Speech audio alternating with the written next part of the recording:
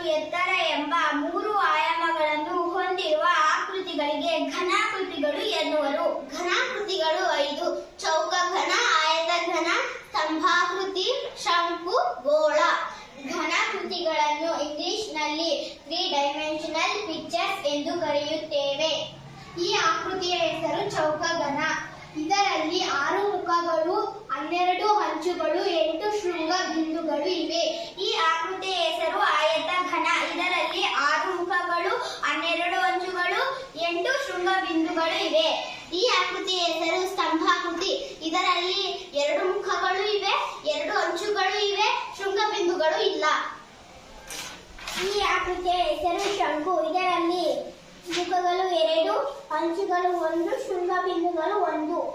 ಈ ಆಕೃತಿಯ ಹೆಸರು ಗೋಳ. ಇದರಲ್ಲಿ 1 ವಕ್ರ ಮುಖ ಇವೆ, ಅಂಚುಗಳು ಇಲ್ಲ, ಶೃಂಗ ಬಿಂದುಗಳು ಇಲ್ಲ. ಚೌಕ ಘನವನ್ನು ಇಂಗ್ಲಿಷ್ನಲ್ಲಿ ಕ್ಯೂಬ್ ಎಂದು ಕರೆಯಲಾಗುತ್ತದೆ. ಆಯತ ಘನವನ್ನು ಇಂಗ್ಲಿಷ್ನಲ್ಲಿ ಕ್ಯೂಬಾಯ್ಡ್ ಎಂದು ಕರೆಯಲಾಗುತ್ತದೆ. ಸ್ತಂಭಾಕೃತಿಯನ್ನು ಇಂಗ್ಲಿಷ್ನಲ್ಲಿ ಸಿಲಿಂಡರ್ ಎಂದು ಕರೆಯಲಾಗುತ್ತದೆ. ಶಂಕುವನ್ನು ಇಂಗ್ಲಿಷ್ನಲ್ಲಿ ಕೋನ್ ಎಂದು ಕರೆಯಲಾಗುತ್ತದೆ. ಗೋಳವನ್ನು ಇಂಗ್ಲಿಷ್ನಲ್ಲಿ ಸ್ಪಿಯರ್ ಎಂದು ಕರೆಯಲಾಗುತ್ತದೆ. ಧನ್ಯವಾದಗಳು.